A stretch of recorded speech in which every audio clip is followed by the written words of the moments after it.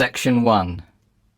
You will hear a conversation between a computer technician and a woman whose computer has crashed. First, you have some time to look at questions 1 to 4. Pause the recording for 30 seconds. Now we shall begin. You should answer the questions as you listen because you will not hear the recording a second time. Listen carefully and answer questions 1 to 4. Hello.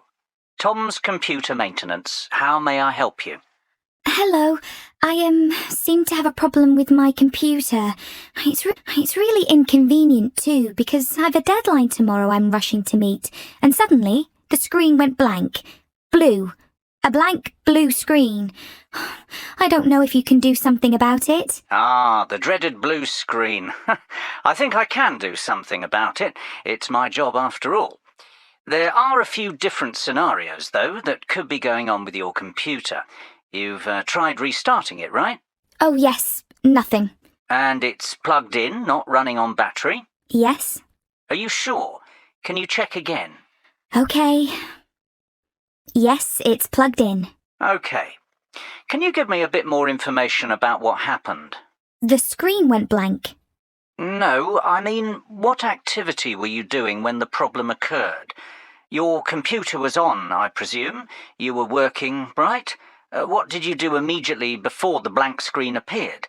Were you using the internet? Oh, yes, I was. Is it a virus? That seems likely. What antivirus software are you using? I'm not sure. Oh, how embarrassing. Never mind. I'll have to come and have a look at your computer. Okay, that's great. Before you hear the rest of the conversation, you have some time to look at questions 5 to 10. Pause the recording for 30 seconds. Now listen and answer questions 5 to 10. All right, let's see. What about tomorrow morning about 10? Oh no, that won't do, I'm afraid. I've got a very important project on the computer that absolutely must be finished and handed in by 9 a.m. tomorrow. By 10 it's too late, I'm afraid. Can't you come now? Well, I'm at a job at the moment and my wife and kids are expecting me home by 8 for dinner. Can you at least suggest someone else who can work? I know it's Sunday evening, but surely there's somebody. I mean, people have emergencies. I've been calling numbers in the phone book and you're the only one out of about 12 that even answered. Just a moment, don't panic. Where are you located? I'm in the Morningside area. Well, you're in luck. I have to pass your area on my way home anyway. Now, I should be finished here by 7:30, so what about around 7:45? Is that okay? Oh, that's great. Thank you. What's your address?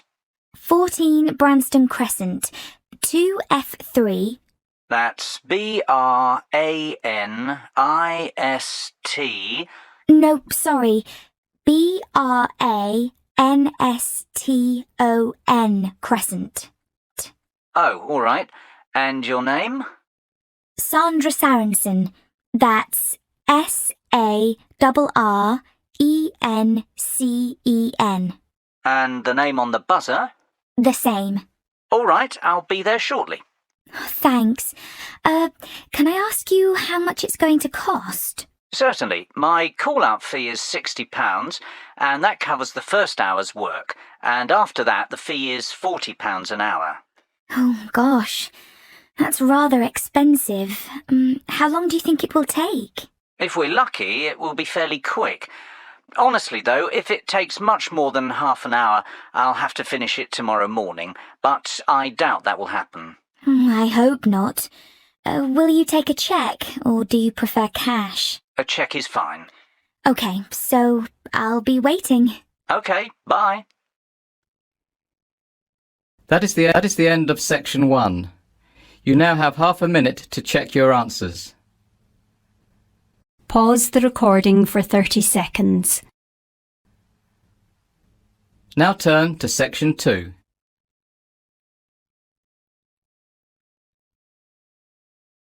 Section 2. You will now listen to a talk by the Water Project Manager of a charity called Charity Water. First, you have some time to look at questions 11 to 17.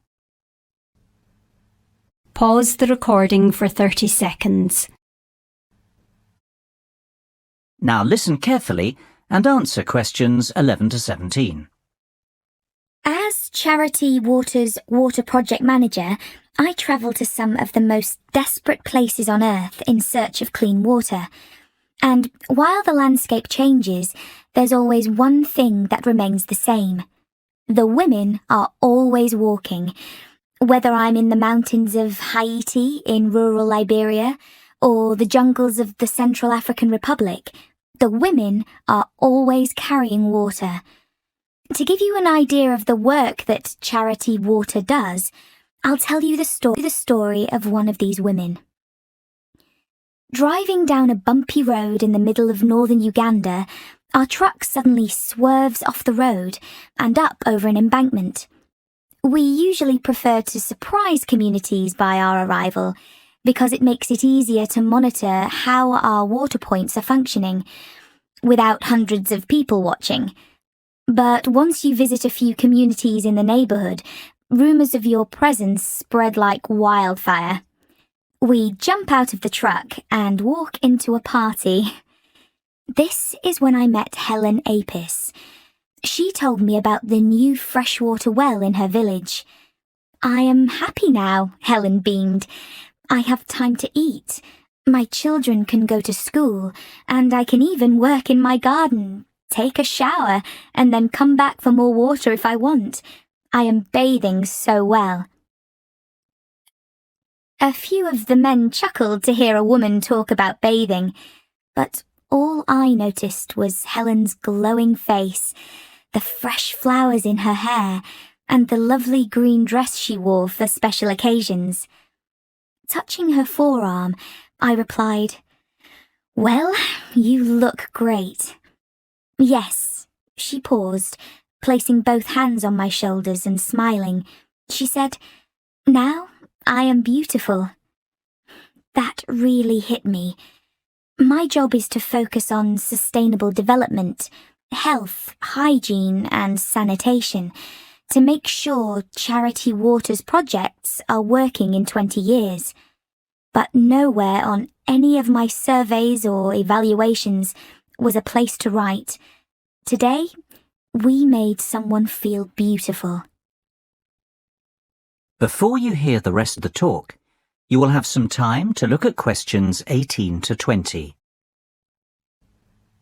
Pause the recording for 30 seconds. Now listen carefully and answer questions 18 to 20. Before she had clean water, Helen would wake up before dawn, take her only 2 5-gallon jerry cans, and walk almost 1.5 miles to the nearest water point, which happened to be at a school. Because there simply wasn't enough water for the area's population, she'd wait in line with hundreds of other women who also valued clean water. Helen's only other option was to skip the wait and collect contaminated water from a pond. Helen spent most of her day walking and waiting. She told me each day she'd say to herself, "How should I use this water today? Should I water my garden so we can grow food? Should I wash my children's uniforms? Should I use it to cook a meal? Should we drink this water?" With 2 children, 1 husband, and 10 gallons, Helen had to make choices.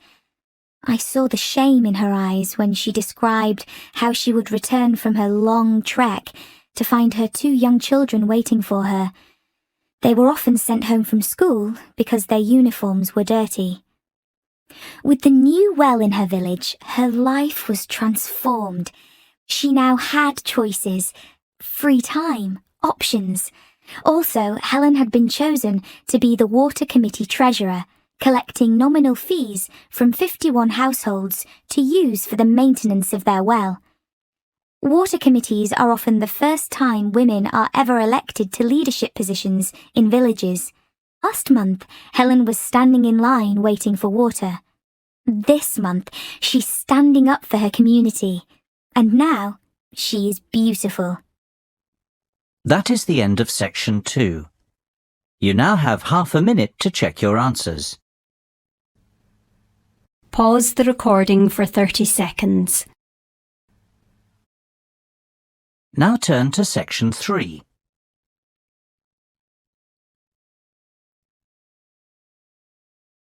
Section 3. You will hear a conversation between a student, Jessica, and Dr. Kitching, a university advisor. First, you have some time to look at questions 21 to 25. Pause the recording for 30 seconds. Now listen carefully and answer questions 21 to 25. Hello, Dr. Kitching. My name's Jessica.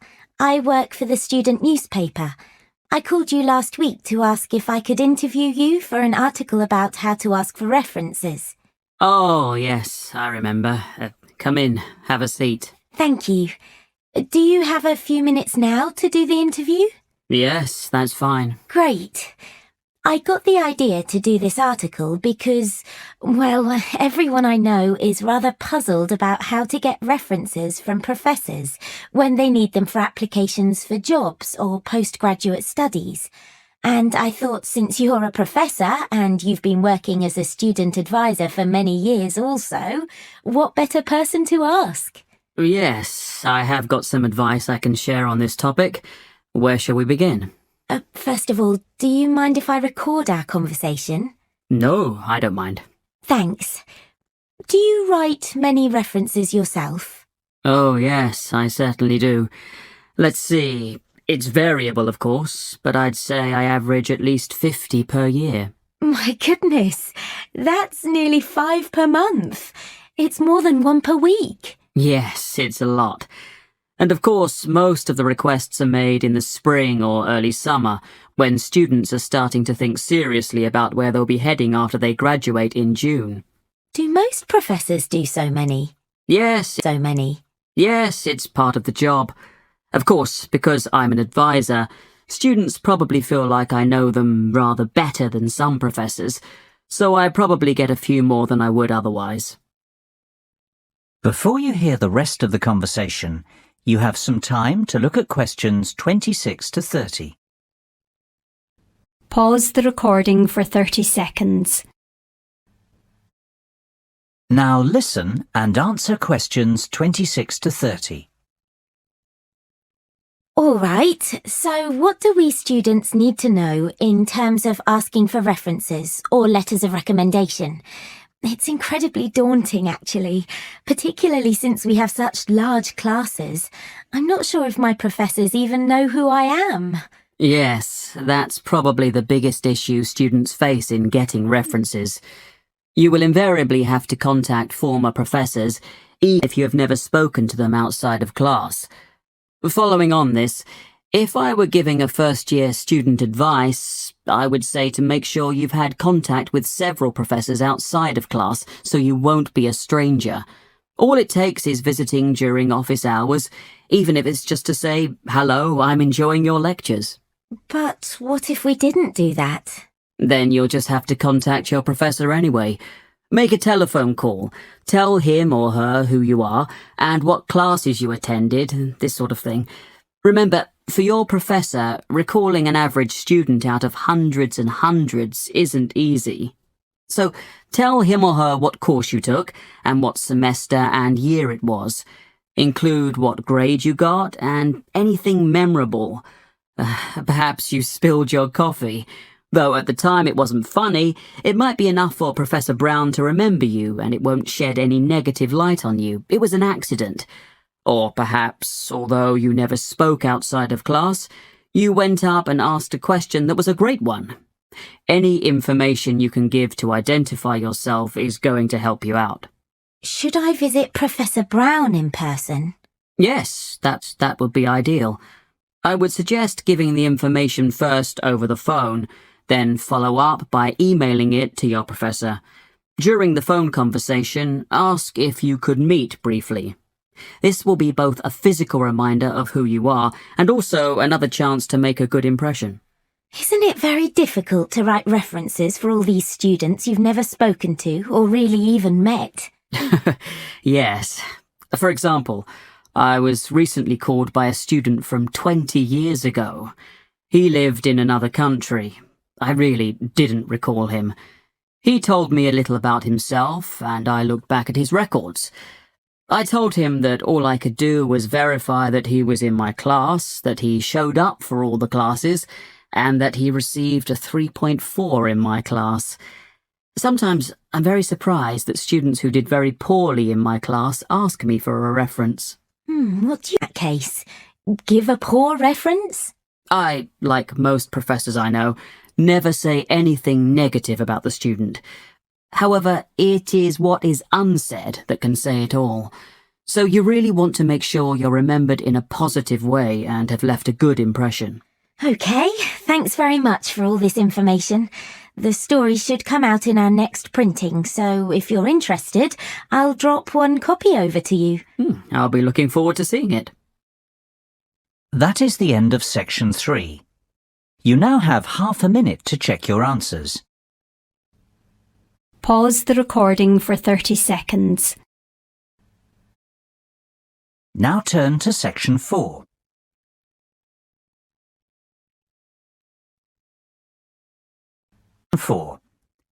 You will hear a lecture about the behaviour of primates, the group of animals that includes monkeys and humans.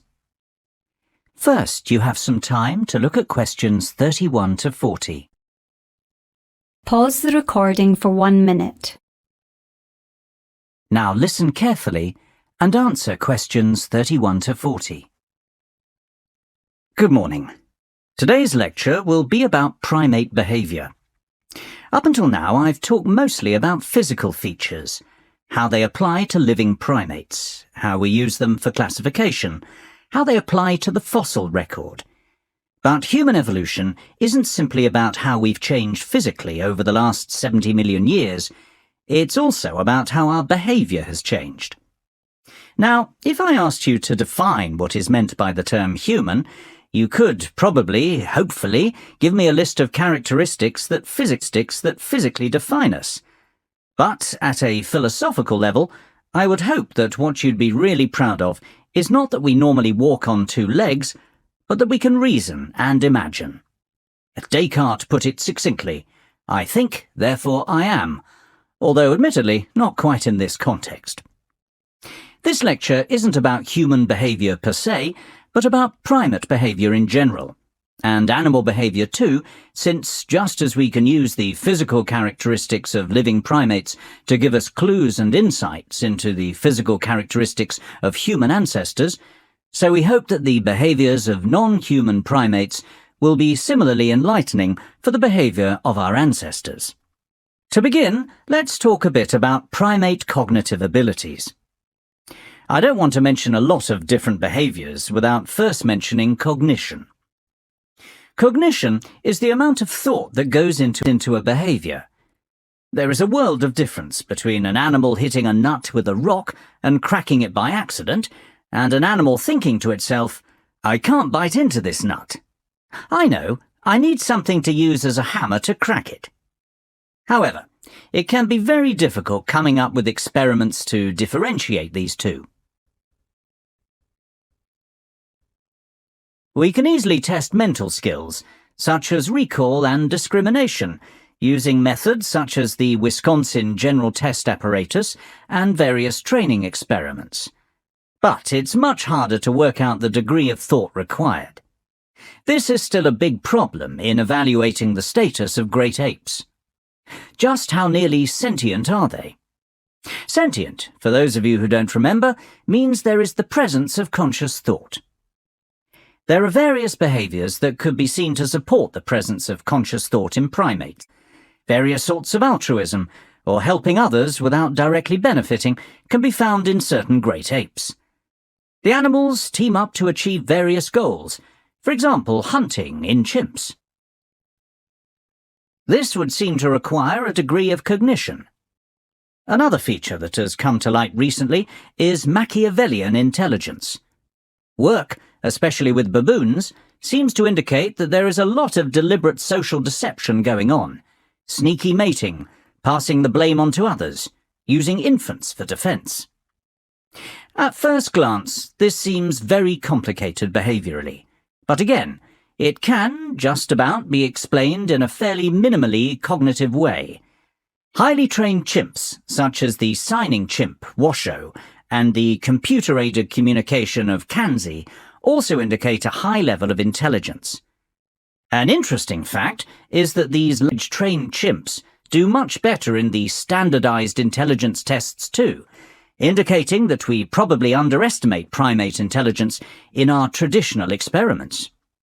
It seems that primates are not all that interested in the colour of pencils. They want to know the latest gossip about their friends. Sound familiar? And of course, cognition and intelligence in primates is a thorny problem with deep moral and political ramifications. That is the end of section 4. You now have half a minute to check your answers. Pause the recording for 30 seconds. That is the end of the listening test.